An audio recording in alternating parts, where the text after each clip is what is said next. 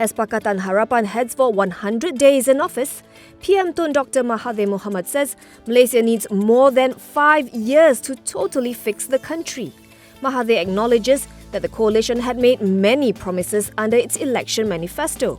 However, he says the situation turned out to be much worse than expected, with government machinery subverted and some people needing to be removed. He explains that many reform initiatives promised will need more time than initially planned. And what PH has done for now is set in place a new direction for Malaysia. On whether the Council of Eminent Persons will be dissolved this weekend, Mahathir dismissed the idea, saying its services are still needed.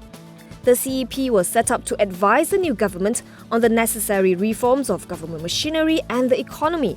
It was understood that the council would only maintain its role until the 100th day of Malaysia's regime change, which falls tomorrow.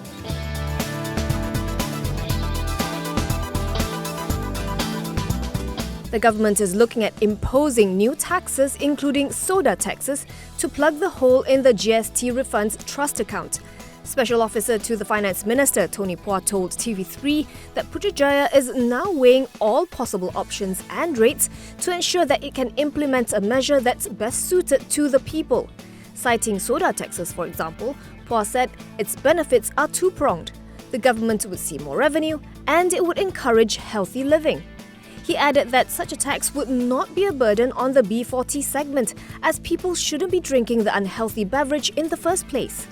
Finance Minister Lim Guan Eng revealed the 19.25 billion ringgit allegedly missing from the GST refunds trust account has affected 121,429 companies and individuals.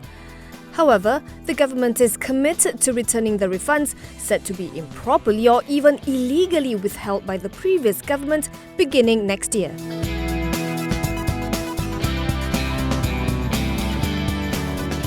Malaysian officials led by PM Tun Dr. Mahathir Mohamad will be heading to China tomorrow to witness the signing of 3 MOUs in the areas of agriculture and agri-commodity. This will be Mahathir's first official visit to China since assuming office in May. He visited China 7 times during his term as the 4th Malaysian PM from 1981 to 2003. Mahathir is slated to visit 2 places, namely Hangzhou and Beijing. In Hangzhou, he will be visiting Alibaba Group's headquarters and Zhejiang Geely Holding Group. Then he will meet with Premier Li Keqiang and President Xi Jinping in China's capital to discuss bilateral, regional and international issues of mutual interest. Wisma Putra says the official visit will serve as a new milestone in the consolidation of bilateral ties between Malaysia and China. News of Mahathir's planned visit to China has stirred up interest, especially since PH has announced plans to drop several Chinese-backed infrastructure projects, including the ECRL.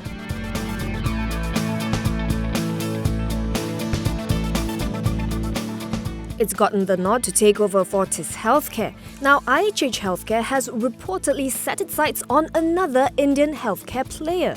According to the Economic Times, IHH and Indian conglomerate Hinduja Group are now considering to take over Jeslock Hospital and Research Centre in Mumbai.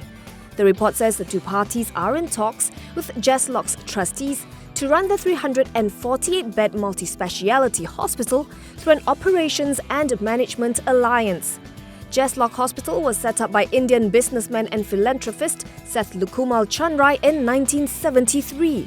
And is considered one of the oldest tertiary hospitals in India. The Economic Times notes that hospital trusts in India are looking increasingly to hand over their operations to healthcare companies. This is aimed at bringing in advanced global medical practices and a higher level of professionalism. In 2014, Radiant Lifecare, which is backed by New York's KKR & Co., acquired Nanavati Hospital's operations. Bengaluru-based Narayana Health had a similar partnership with Mumbai's SRCC Children's Hospital.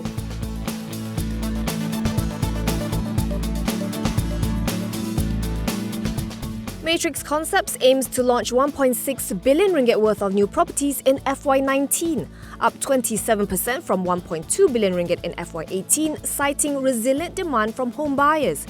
The group aims to build the new properties within its township developments, namely Bandar Sri Sendayan in Negeri Sembilan and Bandar Sri Impian in Johor. For now, Matrix will launch its first high-rise serviced apartment in Kuala Lumpur, called Chambers Kuala Lumpur, in the second half of this year. Its chairman, Datuk Muhammad Hasla Muhammad Amin, says Matrix Concepts' optimism is based on strong interest received for most of its recent launches and its stellar financial results. In FY18, the group achieved its best performance since listing in 2012, with a net profit of 213.3 million ringgit on the back of 818.5 million ringgit in revenue. As at March 31st, its ongoing developments were valued at 2.6 billion ringgit, while unbilled sales stood at 1.1 billion ringgit.